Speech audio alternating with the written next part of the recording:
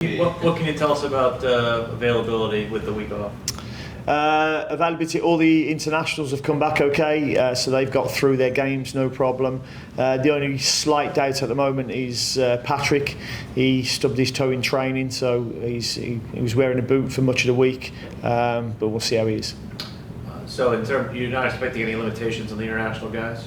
No, they've all come through okay. Tim Reams played one game. Liel played one game. Bill's come on as sub in a couple of games.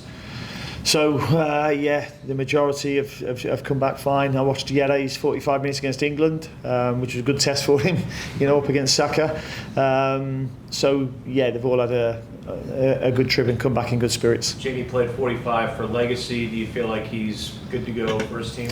Yeah, well, he's got his green card now, so that green card. He's got his visa. Sorry, so he's able to be around us. He's trained really well all week, so we'll look at putting him in the squad. In terms of, if you don't have Patrick, that might limit your choices, but how much pressure is on you with the lack of scoring from open play to maybe want to make a change, or do you feel more compelled to make it work with this front 3-4? I think you've got other players that are going to start asking questions if they're not getting involved, not getting any minutes when we're playing games and not scoring.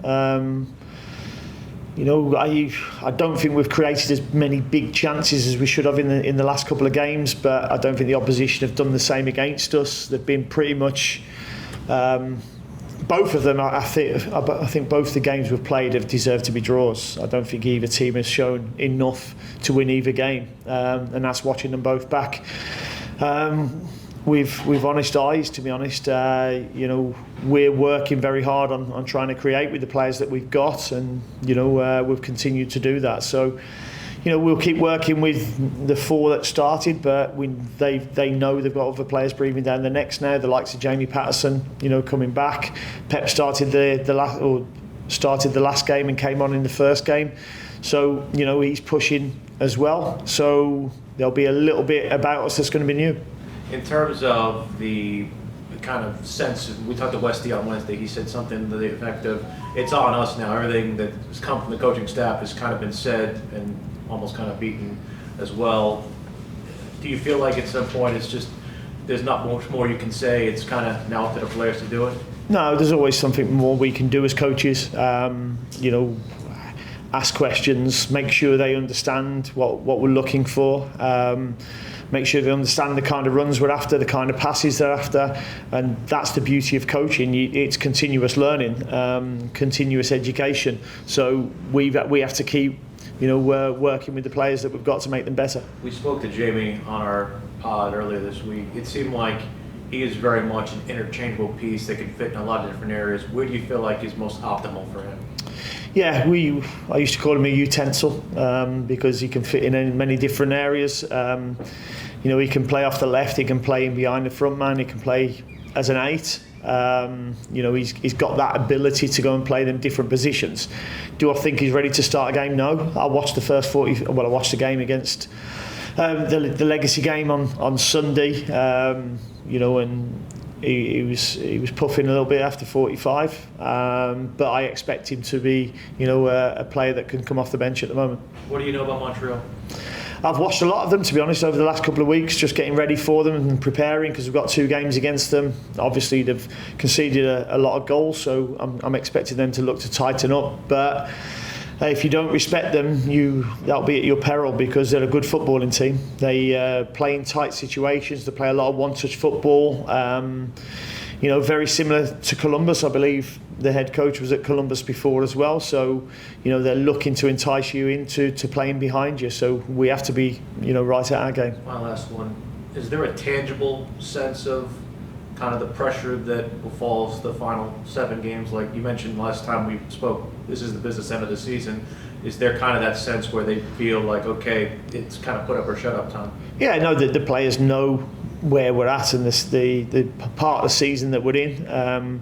But as I said before, I think this is a league where anybody can beat anyone as well. So to go on these unbeaten runs is hard to do. But I still believe that, we are close to doing that. We're disappointed with the result against Atlanta in the last game, but I thought the performance was actually better than the Red Bull game. Didn't think we deserved to lose, but didn't think we deserved to win the game.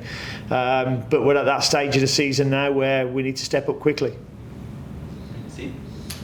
Going back to the internationals, did you watch the games that the guys played in? I watched Tim's game. I watched Yere's 45 minutes England. I've watched a little bit of the America-New Zealand game as well. I've watched quite a bit of it.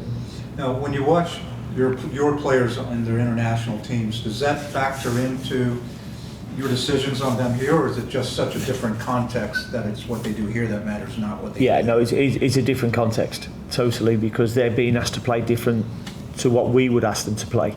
All coaches have said the game. The greatest thing about the game is that you can win by so many different ways, and no one philosophy or way of playing is the right one.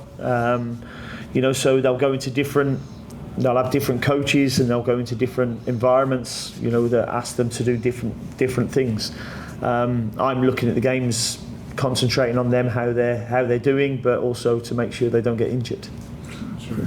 Now, going to the goal scoring, with the chances that Charlotte has had, but not converted and stuff, I mean, when you've looked back at it, do you see, is it bad decisions on how the shot was taken? Is it bad luck, good goalkeeping, or good defensive blocks? What do you see? What's the major thing? I think there's a bit of everything. I mean, we had some good chances in the last game, and as I said after the game, all our shots went down the throat of the goalkeeper. So that's poor technique. We worked some chances really well, but there's been instances where it's been good goalkeeping and they've made good saves against us. There's been chances where we haven't put the ball probably in the right place to set up that final finish. So I think it's a variety of things that it comes down to. And we all know the hardest thing in football is to score a goal. That's why the likes of Lionel Messi get paid so much money. And with the scoring, I mean, Toklamati was with the Israel U21s this past week. I know he's with Legacy, and one of the reasons there wasn't a spot to bring him up, but with some of the players going out, is he a potential option for you at all? Has he trained at all with the first team? He hasn't trained with us. He has trained with us before the international window. He hasn't trained since they've come back. He'll play for Legacy on Sunday, but we're having a conversation. I think the roster freeze on Friday, I think it is. So we've got to make a decision by tomorrow. Whether we move him up to the first team squad or not. I'm also told that there's something called an expansion draft where you have to protect players.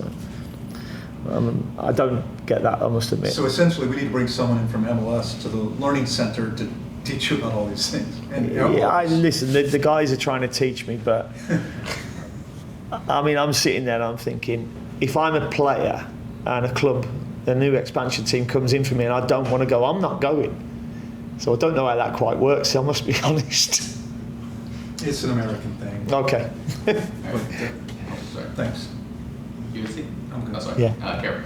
I guess I just want to follow up on like a guy like Swiderski, his first game back, he looked like he could have 3 goals. He hadn't had that same production since. He's a guy who's hard on himself. Do you not have to do much there, or is it just? He is self-driven, but I've given him some pointers as well on what I think he can do better and where he can do better. Likewise, Patrick when he's played up there, Tavares when he's played up there. He's certainly got the technique that can score goals. He's got a couple of penalties since he's come back, but I still believe, and he believes that there's more to come from him. So we're excited to see that because he's fitted in quite seamlessly since he's come back. He's probably not taken the most of his chances since he's been here, but that will come. I feel like with Abada as well, like sometimes you just, it's human, you go through good phases and down phases, and his speed was such a factor early on. Our defense is adjusting some to that, you know, or is there more you could use? A little bit. I think that is a little bit as well. He went away to the Olympics as well, and he's come back, you know, having had 3 weeks away from us, and he's probably not recaptured the form that he was in before that. But again, we've worked with him, and hopefully we'll see a lot more from Leon. We know what he's got to offer because we've seen, you know, parts of that already, and our job is to build him back up and get him to the place where he was before. And speaking of sticking around, seeing Ashley Westwood sign a long-term deal, what does he mean to this team and this city, you think, at this point? Well, somebody showed me his new signing video, where he used a few expletives, I think, in terms of staying. So, yeah, listen, he's our All-American hero. He's even though he's a Brit, we call him an All-American hero, and you know, we're happy to have him. His influence, his personality, his character, but on top of that, his professionalism and what he's shown in games is the reason why he's earned that new contract, and we're happy that he signed.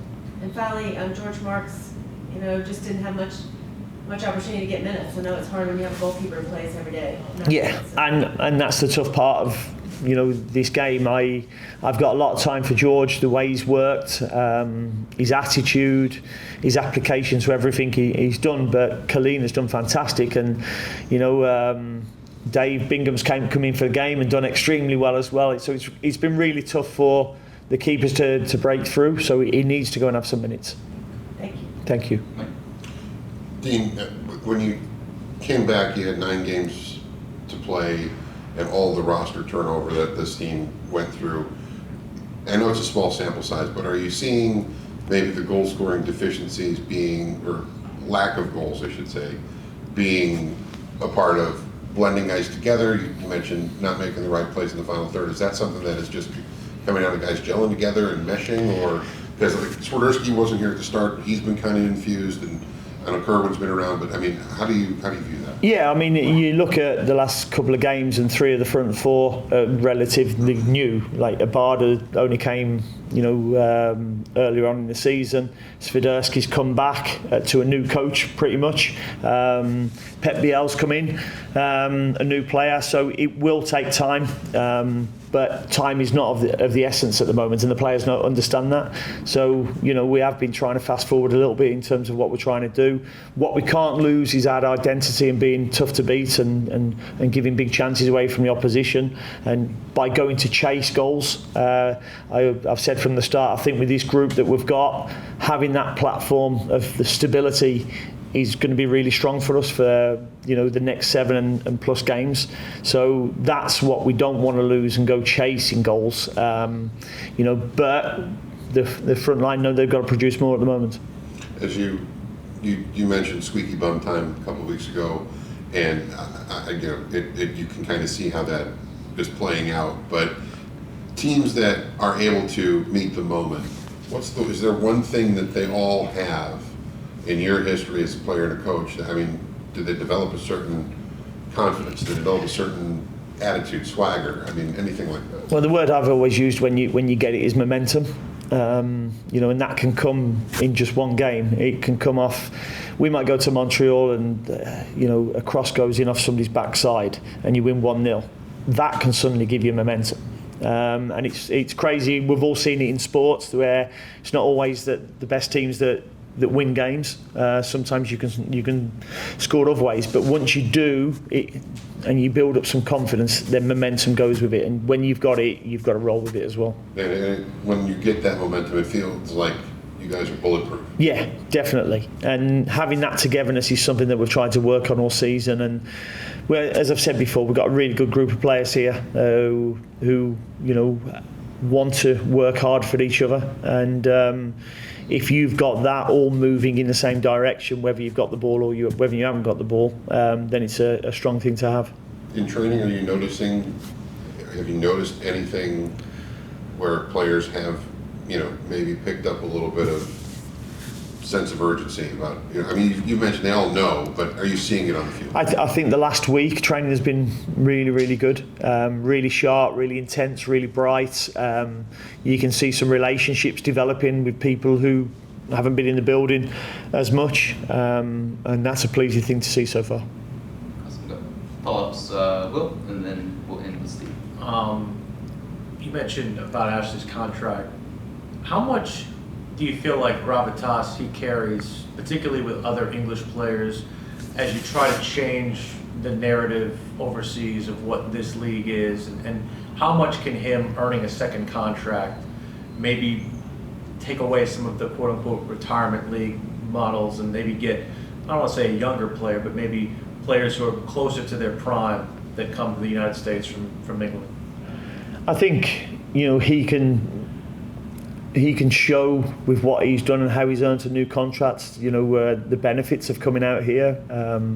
Jamie Patterson, since he's come out here, has told me that he's had so many phone calls from other players out in the UK who want to come out here. You look at the deals that nearly got done during the transfer window as well, to see the calibre of player that we're looking to entice here. So, you know, I tell everybody, you know, I speak to in UK and Europe, you know, how good this league is getting. I suppose that the hard part is that most of the games are on at 12:30 at night, you know, and I found it hard to stay awake to watch my son's college games at times, you know. But it is tough to stay up and watch at that late. So people are only getting, you know, probably somebody's second opinion of what the league is about rather than seeing it with their own eyes. But I think this league is one that's improving dramatically. You mentioned earlier about Mark's the first time we've had a chance to talk to you after Bender went on loan. How difficult was that decision? It was difficult because I know what he can bring, but he was out for 6-7 months with an injury, and he's come back and he's not had the amount of minutes that he would probably need. You know, we saw him play for the Legacy. He's above that level. He's not going to get too much out of playing at that level week in, week out. He's above it. So we felt it was right to get him back to full fitness by going and playing minutes. I could see he was thinking about his game. He loves his game. He loves the game of football, and we've had some really in-depth chats of what I'm looking for. And I said to him, I want you to just go and enjoy playing again. You know, getting the minutes, getting the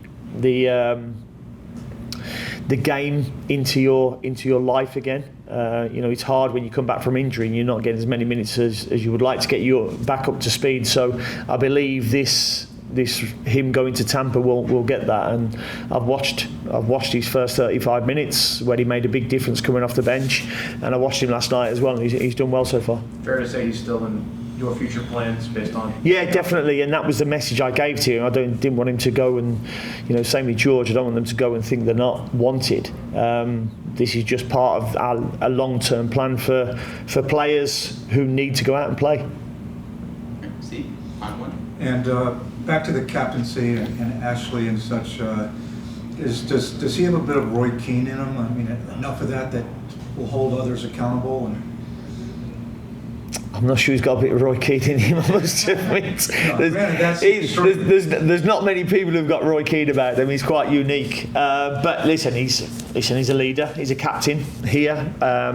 You can see by how and what he does when he's in and around the training ground, the behaviours he's got, the messages he passes on to other players as well. So he's certainly got leadership skills. So a little more diplomacy than a Roy Keane. That's Roy ringing you. But just that aspect of you know, holding players accountable and pushing. Yeah, I always believe that, you know, you don't just have certain leaders. There's different leaders you can have. You know, Roy Keane as a leader, Steven Gerrard as a leader, John Terry as a leader. They're all different in their ways.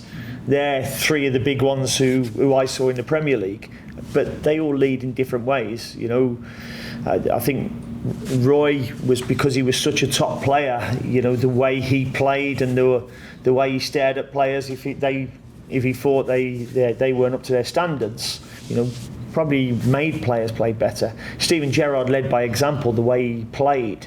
You know, players just wanted to follow him, whereas JT was fantastic footballer, but more of what we would all probably see as a leader, as an organiser and a talker, and you have to make the most of the people that you've got, because they've all got different personalities and different characters, and that's what brings different leaders.